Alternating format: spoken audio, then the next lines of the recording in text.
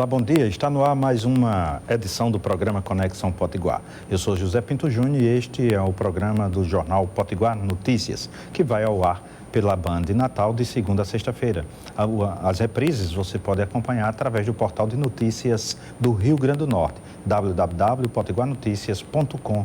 O programa de hoje, neste primeiro bloco, nós temos o prazer de receber José Luiz de Souza Neto, que é médico, mas também é escritor, é professor do curso de medicina na Universidade Federal do Rio Grande do Norte, mas também é escritor. Vou mostrar aqui os dois livros que nós vamos conversar, sobre os quais nós iremos conversar, certo? Este primeiro livro aqui, O Rei e o Espantalho. O Rei e o Espantalho, ele faz literatura infantil. Nós vamos conversar já sobre ele e também tem mais um segundo volume aqui. Doutor José Luiz, muitíssimo obrigado por estar conosco mais uma vez. Na última vez conversamos com o senhor mais sobre medicina, né? E sobre as invenções para se trabalhar a medicina. E hoje nós temos o prazer de conversar sobre literatura infantil. De onde vem o seu interesse pela literatura infantil? Muito bem, Pinto. Eu agradeço mais uma vez a oportunidade de a gente estar aqui com vocês conversando um pouco, né? Um bom dia aos telespectadores, né? Então, assim, é interessante essa sua pergunta, porque, né, que teria relação, né, um médico, um cirurgião, né, trabalhar em literatura infantil. A literatura infantil, ela ela representa, como alguns autores que estudam a matéria eles colocam, né, como um inconsciente coletivo, né, de toda a nossa sociedade, especialmente a sociedade, né, ocidental.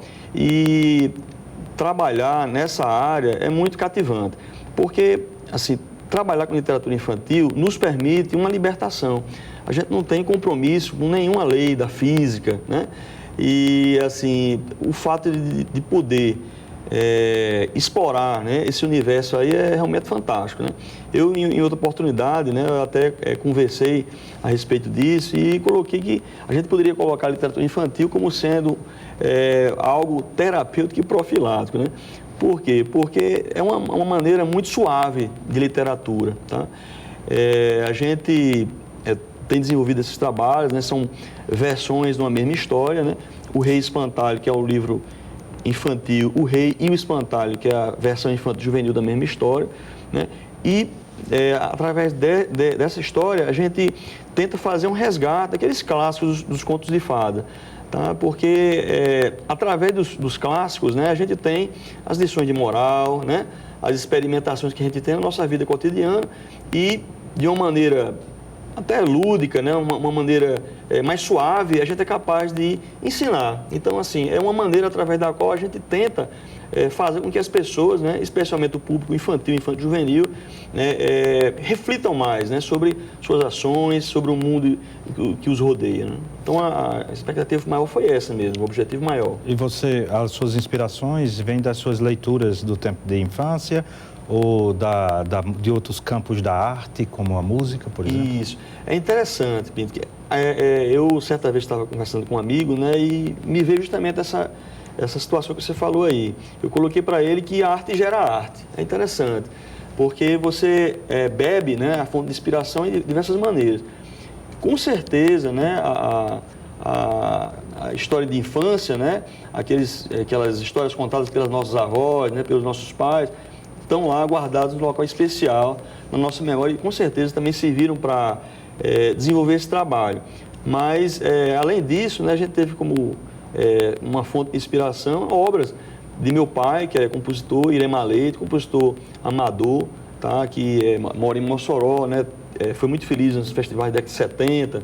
E a gente pegou algumas músicas que ele tem, tá, músicas campeãs, né, e a gente, através dessas músicas, a gente teve fonte de inspiração. Na verdade, as músicas, elas não são fielmente traduzidas na história, né, então elas apenas serviram como se fosse uma fagulha aí para a gente poder desenvolver a ideia, né? A ilustração está maravilhosa. De quem é essa ilustração? Pronto, outra curiosidade, são minhas, né? São suas também. Isso, em colaboração aí com o Menso, né? Menso Moraes. Isso, é um colega publicitário, né? Domina muito software. Então você, né, gosta também de desenhar? Isso, digamos assim, que é um hábito de infância, na verdade, né?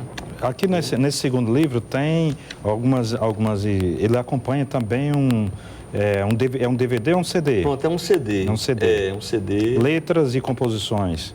Iremar Leite e José Luiz. Pronto, foi uma situação engraçada, assim, interessante, porque foi uma primeira parceria minha com o papai, né?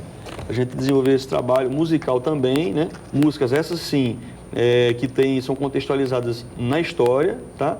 E uma outra curiosidade também, bem interessante, que a última faixa, a quinta faixa, é uma narrativa, né, na qual eu mesmo me aventurei a fazer, né? A gente fez um trabalho, né, de voz, né, com o dramaturgo, inclusive aqui aproveito a oportunidade para agradecer as orientações do professor José Zilmar, tá, que é superintendente de comunicação lá da UFRN, nos orientou, nos ajudou muito. José Zilmar Alves. Isso. Ex-presidente do Sindijor, né, Sindicato de Jornalistas. Grande pessoa, né, estudioso da comunicação. Então, ele realmente me ajudou muito, né, e permitiu a gente fazer um trabalho que, embora seja um trabalho primeiro, né, realmente eu sou um neófito, né, que está começando realmente a escrever, tá, mas a gente se preocupou muito com a questão de qualidade, tá, e com o profissionalismo. Eu brinco, né, dizendo que a seriedade que eu dei nesse trabalho, nesses livros aí, foi a seriedade que eu tenho no meu trabalho, na minha cirurgia, nas minhas aulas. Eu acabei de mostrar para os nossos telespectadores alguns pequenos desenhos que certamente são dos seus filhos. Isso, exatamente. Então, né, Malu e Zezinho, né, meus filhos, né, 4 anos o mais novo rapazinho e 6 anos a Malu, elas, né, me acompanharam, né, ao longo da feitura desse livro, né, e eles brincavam também, né, desenhando, né, e aí eu achei curioso e acabei colocando junto também no livro. Tem alguns detalhes aí também, né, que tem alguns rascunhos, né, você pode observar aqui no finalzinho, né, Pinto Júnior, que tem pronto, aqui os rascunhos, não sei se está aqui, eu acho. Não, acho que deve estar no outro livro. No outro Enfim, livro. Vamos lá. Que mostra a elaboração, né, das figuras, né?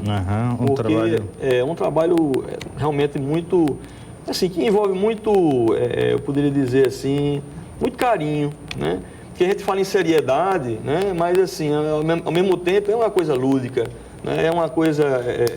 Essa a editora, você optou pela editora Ler Mais. Pronto, a Ler Mais é uma editora jovem, né? Eu acho que pelo fato de também ser jovem, né? A gente acaba se entendendo melhor com pessoas de nossa geração. Pronto, os rascunhos. Então aí a gente fez esse trabalho aí, eles concordaram em nos ajudar aí nesse trabalho, né? E assim, tudo indica que essa parceria aí vai continuar. Já tem outro livro no prelo? Tem uma série de histórias aí que a gente está amadurecendo aí para a gente trazer para os leitores mirins aí e os adultos também que querem relembrar o que é ser criança. Muitíssimo obrigado, José Luiz de Souza Neto. Parabéns pelos livros, que quando tiver o próximo livro, por favor, nos avise, vem aqui certeza. Mostrar para os nossos telespectadores. Lhe passo o Jornal Potiguar Notícias, que está nas melhores bancas do Rio Grande do Norte. Muito obrigado. Muitíssimo obrigado a você que nos acompanha. Não saia daí. No próximo bloco nós vamos falar sobre política. Estará conosco o deputado Carlos Augusto Maia, que é deputado de primeiro mandato, estará conosco e vai bater um papo no próximo bloco. O intervalo é pequeno, a gente já volta.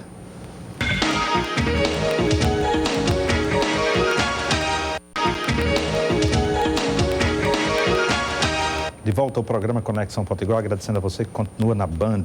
Olha, conversando com o doutor José Luiz de Souza Neto, que é escritor, ele deixou aqui um recado. Para você que quiser adquirir o livro, quiser comprar o livro, você encontra no Midway, na Saraiva do Midway, e também na Nobel, que fica ali em frente ao IFRN, na cidade de Natal. Então, se você quiser dar um belo presente para o seu filho, está aqui o livro, que além de ser muito bem escrito, é também muito...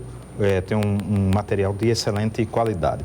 Neste bloco nós temos o prazer de conversar um pouco sobre política. Vamos conversar com o deputado Carlos Augusto Maia, que é do PTdoB. Carlos Augusto, obrigado por estar conosco. Tudo bem com você? Tudo bem, Pedro Júnior. Muito obrigado pelo convite. Muito bom dia a todos os telespectadores que nos acompanham neste dia muito bonito. E estou muito feliz de poder retornar aqui ao seu programa, já tentando me acostumar com o A ser chamado de né, porque eu já deputado, né? vim, quando eu vim aqui, Era outras vereador. oportunidades, era vereador na cidade de Parnamirim. É verdade. E como é que foi se você chegou na Assembleia Legislativa logo no meio de um imbróglio, onde para eleger o presidente da casa tinha e no rompimento com Zé Dias da base de sustentação do governo Robson. Nos dê a sua versão. O que é que você viu? Como é que se deu? Como é que foi essa briga? Realmente, o Rio Grande do Norte pôde acompanhar. Eu acho que nos últimos 20 anos não havia uma disputa como se desenhava na casa, então eu já cheguei num clima de disputa. Felizmente eu já tinha externado o meu voto em Ezequiel, o deputado Ezequiel Ferreira. Por quê?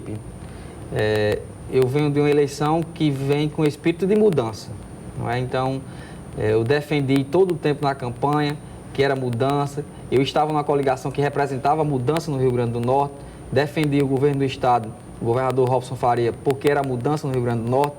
Todos os poderes, depois da eleição, todos os poderes alternaram, houve alternância de poder, então eu não poderia trair a minha consciência e meu estilo de defesa. Então eu externei meu posicionamento com Ezequiel Ferreira, não é? Então, quando eu cheguei e ele procurou e recebi o convite, e que isso me deixou muito feliz de participar da mesa diretora. Não é costume você chegar numa casa legislativa, um jovem parlamentar, e já compor a mesa diretora de uma casa. Em qual cargo você compõe? No cargo de quarto secretário, né? Então, faço a composição da atual mesa no cargo de quarto secretário. Fiquei muito feliz porque, como eu disse a você, já chego assumindo uma importante função na Casa Legislativa. Qual vai ser o foco do seu mandato? Pinto Júnior, algumas demandas naturais que me levaram àquela casa, de forma natural mesmo e espontânea, serão o meu objeto de defesa.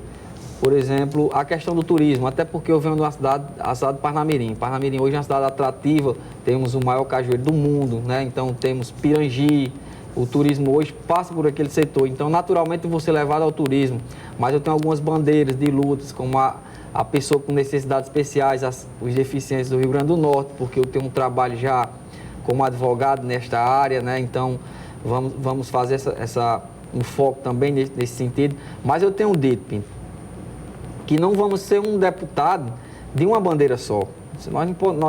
Eu acredito que o parlamentar ele tem que ter sensibilidade de ouvir o clamor do povo, o clamor do povo potiguar, o que é que tem de mais urgente, o que é que tem de iminente, onde é que precisa a intervenção estatal, onde é que precisa atuação parlamentar, onde é que precisa de que o parlamentar faça defesa, onde é que precisa que o parlamentar fiscalize. Por exemplo, eu tenho uma tradição política da cidade de Parnamirim, mas um dos grandes problemas que o Estado está enfrentando hoje é a questão da seca. Então, eu não posso virar os olhos e não enxergar o clamor das cidades do interior do Estado do Rio Grande do Norte. E o parlamentar ele tem que ter essa sensibilidade. Então, eu peço a Deus que me dê a sensibilidade de conseguir reconhecer as demandas mais urgentes da sociedade potiguar. Se você disser que você vai defender a segurança, vou defender a segurança, que uma coisa que é um problema a nível do Rio Grande do Norte e a nível do Brasil, não é? Você sabe muito bem disso, questão da saúde pública, né? Então, mas eu peço a Deus que me dê a iluminação de ouvir os clamores das necessidades do povo. E hoje o que está sendo a necessidade do povo é a questão de políticas públicas voltadas para o convívio com a seca, né? Porque com um fenômeno natural, né, climático que não pode ser combatido, né? Mas pode ser melhorada a convivência, né? Política que não tem, eu acho assim, não tem cabimento nós, numa época como hoje, que existe a previsão, a tecnologia a serviço da informação, né, a formação rápida, e se o Estado pode, o poder público, fazer a previsão que no próximo ano será de seca, então por que esperarmos isso acontecer? Então o político tem que ter essa sensibilidade. Então é aí que eu peço iluminação para que eu possa enxergar essas dificuldades.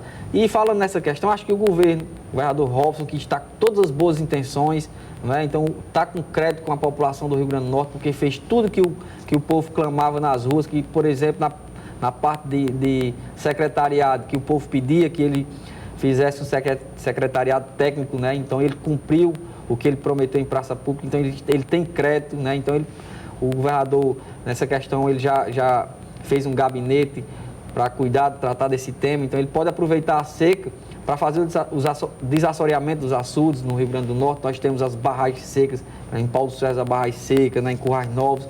Então, eu acho que ele podia fazer uma aproximação com o DENOX, quem administra, e fazer o desassoreamento dos reservatórios potiguares, né? Então, seria uma medida bem-vinda, né?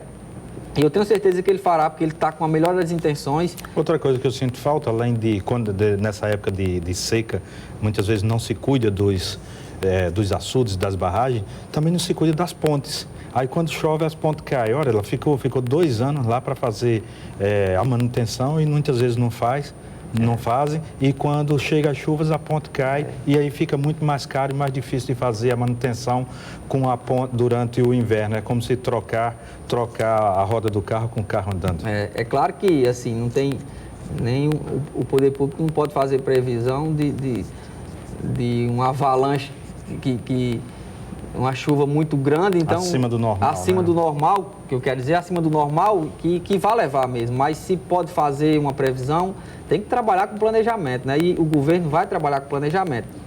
E assim, só voltando ao outro tema, Pinto Júnior, eu acho que algumas bandeiras que eu vou defender, por exemplo, na área do turismo, é assim, a ampliação do Cajueiro de Pirangi, que isso é importante para o Rio Grande do Norte, um projeto Orla hoje que o espaço para ele continuar crescendo, né? Então, isso assim, políticas públicas sobre a região metropolitana, que não dá mais para pensarmos uma cidade isolada, os problemas são comuns a todas as cidades. Então, esse tema, Carlos, como eu venho da região metropolitana, né? Pois é, eu vou pedir licença a você para fazermos um rápido intervalo comercial e voltaremos em 1 minuto conversando sobre a questão da região metropolitana. Que durante a eleição aqui veio Hermano, veio o professor Robério, veio Carlos Eduardo, que prometeu que ia, como prefeito de Natal, qualquer um que iriam debater, administrar a cidade de Natal pensando de forma metropolitana. O prefeito Carlos Eduardo até agora não deu uma palavra a respeito desse assunto. Vamos a um rápido intervalo comercial e voltaremos em 1 minuto conversando com o deputado Carlos Augusto Maia.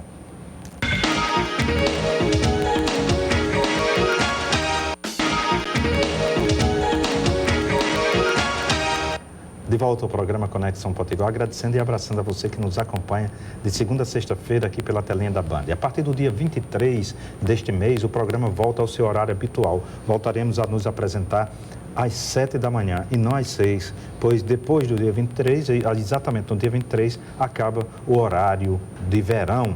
Neste bloco, nós continuamos nosso bate-papo com o deputado do PTdoB, Carlos Augusto Maia. Carlos, no bloco anterior nós deixamos uma provocação no ar que diz respeito à região metropolitana do Natal. Uma das principais questões aqui da região metropolitana, das queixas,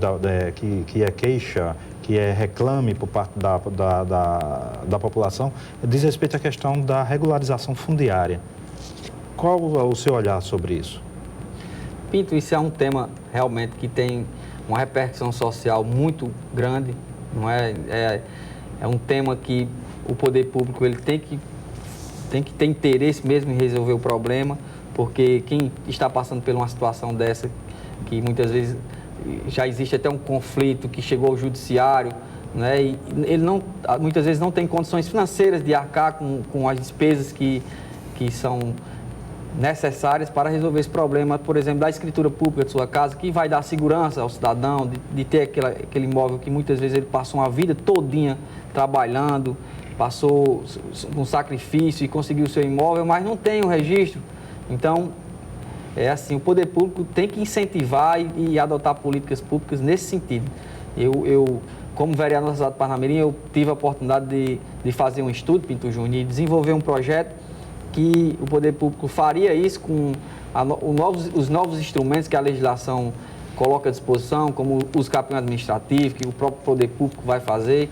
E assim, eu vou levar isso também para a Assembleia Legislativa, essa experiência que eu tive, para que eu possa dar um incentivo também aos colegas que chegam ao gabinete. O projeto estará lá, para, por exemplo, se os prefeitos quiserem fazer essa regularização fundiária urbana. O Estado, Pinto, tem um problema gravíssimo também na regularização rural e regularização dos próprios bens públicos, dos imóveis públicos. Eu vou dar um exemplo aqui da Escola Presidente Roosevelt, na cidade de Parnamirim, que eu estava conversando com o diretor Ítalo, e ele disse que ano passado conseguiu uma verba para fazer um projeto na escola, mas teve que devolver o recurso porque para fazer o processo administrativo, né, para instruir o processo, era necessária a documentação da escola pública, né? Então, ele não conseguiu porque a escola, legalmente, ela não existe. Ela existe Isso de fato. é um absurdo, né? Então, né? E principalmente uma escola, isso não é didático. e eu estive conversando com o procurador Francisco Salles, que tem um vasto conhecimento sobre o assunto, e ele também externou a preocupação porque ele me informou que mais ou menos 80% das escolas públicas do Rio Grande do Norte não estão legalizadas. Então as coisas são muito piores do que a gente pensa. Piores porque aí você diz, isso é só na área da educação, na escola? Não. Vamos lá para a segurança pública. O Estado montou um projeto, conseguiu um projeto, para você ter ideia, foi devolvido recursos já por conta disso. E era para construir delegacias. Mas quando foram procurar a documentação daquele determinado imóvel, não encontraram. Esse negócio, essa briga de Zé Dias, isso é para valer? Essa briga é um factoide? Zé Dias e Robson já voltaram a conversar?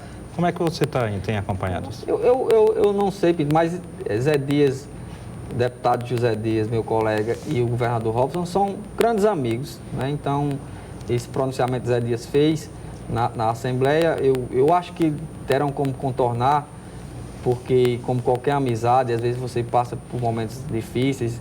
Eu não posso dizer as questões pessoais envolvidas, porque o que eu posso dizer é o seguinte: eu votei com convicção, que eu já justifiquei até o voto, porque eu votei em Ezequiel Ferreira, porque representa a mudança. Não foi pedido do governador. Eu sou fiel ao governador, mas ele não chegou a pedir para mim, até porque nós já tínhamos externado toda a base do governo, externado como é que nós iríamos nos posicionar. Então, não participei da votação do empréstimo, não é? Era outra legislatura, Era né? outra legislatura e da junção dos fundos. Então, mas eu creio também, como o deputado Gustavo Carvalho falou lá, o voto de Gustavo não tinha a mínima vinculação com a aprovação do empréstimo, né? Então, eu acho que assim, não teve a repercussão esperada, porque depois, no discurso do deputado amigo José Dias, George Soares fez o aparte e disse também que não votaria em Ricardo porque tem algumas questões pessoais com o Ricardo que... né? Então, assim, cada um foi desenvolvendo, mas o que ficou claro foi que a aprovação do vínculo foi um trabalho imenso de José Dias, então ele merece o reconhecimento público por isso, né? O espírito público que ele teve, a dedicação, e assim, o Rio Grande do Norte estava precisando naquele momento, e foi, eu acredito, do fundo do meu coração, que tenha sido o espírito público que fez com que todos os colegas deputados aprovassem aquela matéria. Perfeito. Né? Nós temos 1 minuto para acabar aqui o nosso bate-papo. O tempo em televisão corre muito rápido, né? Mas estamos falando, fato ou é boato, articulação de candidatura sua a prefeito de Parnamirim em 2016? Eu sempre estou sendo questionado sobre o tema. Eu acho, Pinto Júnior, de forma muito sincera, que é muito cedo para tratarmos sobre eleição, porque nós já vimos de uma eleição há pouco, outubro, novembro, dezembro, nem 4 meses. Então, assim, mas eu acredito ao próprio prefeito Maurício Marques por ter antecipado a decisão de anunciar seu candidato, né? Então, é natural que os outros grupos políticos, até o grupo político dele, das pessoas que têm pretensão, comecem a colocar os nomes, não é? Comecem a colocar os nomes. Mas o senhor colocou o seu nome, não? Não coloquei meu nome. Agora, eu não posso fugir ao debate. E eu disse, se eu tenho um compromisso com o Rio Grande do Norte, e especialmente com a cidade de Parnamirim, porque Parnamirim precisa do deputado estadual, Pinto Júnior. Parnamirim é uma cidade que cresce de forma descontrolada, muitas vezes. Então, ela precisa do deputado estadual, como as outras cidades do estado do Rio Grande do Norte. Votaram praticamente quase todos os municípios potiguares, eu tive voto, só a exceção de 2 municípios. Então, eu tenho um compromisso com o estado do Rio Grande do Norte. Mas é claro que se o pedido... Eu sou um homem público hoje, Se o pedido partir da população, então eu não teria como não aceitar. Mas eu acho que Parnamirim tem outros nomes muito mais qualificados. Parnamirim tem diversas pessoas. Eu já vi aí nas redes sociais movimento de algumas pessoas. O ex-presidente Taveira tem pretensão e é credenciado, Ricardo Gugel é credenciado, a Irene Paiva é um nome credenciado, não é? Os próprios candidatos do prefeito, não é? Então, todos... A vereadora Elienay, que representa um segmento evangélico, é credenciada, o professor Giovanni Júnior tem credencial para ser candidata a prefeita, a própria vice-prefeita atual, Lucinha, também tem credencial para disputar a prefeitura de Parnamirim, de forma que o nome seja o melhor para a cidade, não é? Mas o que eu posso dizer, Pedro Júnior, que se a população pedir, claro que eu não posso fugir, mas eu tenho um compromisso de fazer um bom mandato de deputado estadual, né? Perfeito. O Carlos Augusto Maia, deputado estadual do PTB, muitíssimo obrigado pela entrevista. Ali passa o Jornal Potiguar Notícias, que está nas melhores bancas do Rio Grande do Norte. Desejo sorte no seu trabalho na Assembleia Legislativa do Rio Grande do Norte. Muito obrigado, Pedro Júnior. Mais uma vez, agradeço a sua equipe pelo convite. Estarei sempre à disposição, o mandato estará à disposição. Quero mandar um abraço a todos os amigos. Tenham um excelente dia, uma excelente segunda-feira. E contem comigo, o gabinete estará à disposição para servir ao Rio Grande do Norte, especialmente a nossa querida cidade de Parnamirim, que é do meu coração. Perfeitamente, Carlos Augusto, muitíssimo obrigado ao amigo telespectador, amiga telespectadora, pela sua audiência, pela sua companhia. Tenha um ótimo e produtivo dia, uma boa semana. Grande abraço e até mais.